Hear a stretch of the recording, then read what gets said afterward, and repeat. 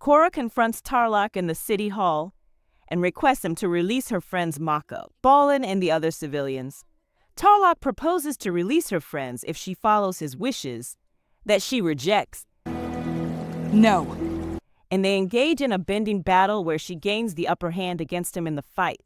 But Tarrlok reveals a dark secret. He can bloodbend, which allows him to manipulate a person's body using his blood.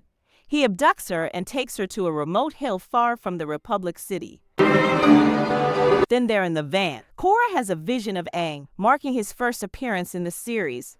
In her flashes, she sees a courtroom scene from Aang's time, where Yakon, a powerful bloodbender, has immobilized everyone using his bloodbending powers. He was a bloodbender in Aang's time. Unalaq locks Korra in a platinum box in the mountains, and she desperately tries to get herself free. While sitting down helplessly, she recalls Tenzin's advice to meditate and connect with Aang. Moments later, she delves into Aang's past through her connection to the Avatar spirit. She sees that 42 years ago, Aang was searching for a criminal in a bustling street when Toph arrives with her police officers. She asks him to leave the matter to her, but Aang insists that he would have stayed out of it under normal circumstances. However, this case is of grave importance, and the criminal is no ordinary person. Toph allows him to join the investigation, even teasing him with a nickname that irritates him. Follow me, Twinkle Toes. You think you can stop with the nicknames? Afraid not. Later on, they find Yakon having lunch. Toph arrests him, saying that they know what he has done. Aang adds that they have dozens of witnesses against him, making it clear they know who he is. Yakon smirks, saying that he'll get those charges away like before, and they will have nothing.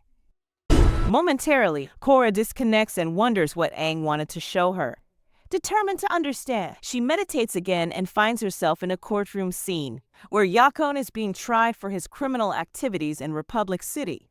The lawyer tells the councilman that Yakon has maintained his grip on the underworld by using an ability that has been illegal for decades. She was talking about his blood-bending powers. After the testimony, Councilman Sokka stands to deliver the verdict. He declares Yakon guilty of all charges and condemns him for exploiting his abilities to commit heinous crimes. To life in prison. Suddenly, Yakon stands and begins blood bending in the courtroom, overpowering Toph and Aang as he makes his escape. Yakon throws Aang on the ground and flees from the courtroom. Now Aang enters the Avatar state and follows him. They confront each other in the street, where Yakon initially overpowers Aang with his blood bending. However, Aang re-enters the Avatar state, ultimately capturing Yakon and stripping him of his bending abilities. The vision fades, and this whole time Aang was trying to tell her that Tarrlok is Yakon's son. You're Yakon's son. And some episodes later, Korra and Mako engage in a fierce battle with the Equalist leader, Aang. He proves to be too powerful for them and takes away her bending powers. Except for airbending, which she later unlocks and uses to fight back against him. After that, she comes back to the South Pole, where Katara tries to heal Korra's severed connection to water, earth, and firebending, but she is unable to do so. Feeling devastated, Korra isolates herself on the edge of a cliff, crying in despair. At that moment, Aang appears behind her, though she initially mistakes him for Tenzin. Not now, Tenzin. She is surprised to see Aang standing there. He congratulates her on finally connecting with her spiritual self. He teaches her that when we hit our lowest point, we are open to the greatest change. When we hit our lowest point, we are open to the greatest change. Then a lot of previous avatars appear behind him, and he restores her bending abilities. With her bending restored and her connection to the Avatar spirit complete, Korra stands as the master of all four elements, fully realized as the Avatar. There in the next season, Korra embarks on a sea voyage to the Fire Nation, seeking the Fire Lord's support against the Northern Water Tribe's occupation of the Southern Tribe. However, she is pursued by Eska and Desna, and their journey takes a dangerous turn when they encounter a massive dark spirit that swallows Korra whole. She is later discovered on a remote Fire Nation island by some firebenders. She suffers from amnesia and falls unconscious while remembering what happened to her. Those firebenders take her to the Fire Sages, where they heal her spirit, While being healed in the spirit waters by the fire sages, Korra delves into the past lives of the avatars. Their Aang appears once again, and she asks him who she is. He gently reminds her that she is the Avatar. You are the Avatar. And emphasizes the importance of reconnecting with her past lives to regain her strength and purpose.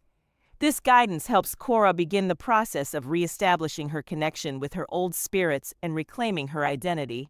Then, Jinora gets lost in the spirit world while helping Korra.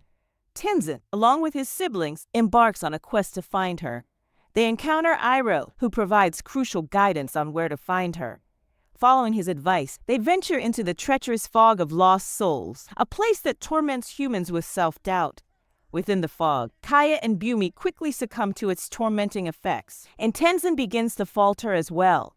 In this moment of despair, Avatar Aang appears to Tenzin, helping him confront his deepest insecurities. He makes Tenzin realize that he possesses his own unique identity, distinct from his father's legacy. You are not me, and you should not be me. As you know, Aang was his father. Empowered by this revelation, Tenzin temporarily clears the fog, allowing him to rescue Jinora, Kya, and Bumi. During the harmonic convergence, Korra attempts to imprison Vaatu within the Tree of Time. However, Unalaq intervenes and frees Vaatu. Mako and Balin rush to assist Korra, but they are thwarted by Eska and Desna. Vaatu merges with Unalaq, transforming him into Unavaatu, an immensely powerful dark spirit. Korra engages in a fierce battle with Unavaatu. Despite her efforts, Unavaatu overpowers her and forcibly extracts Raava from her body.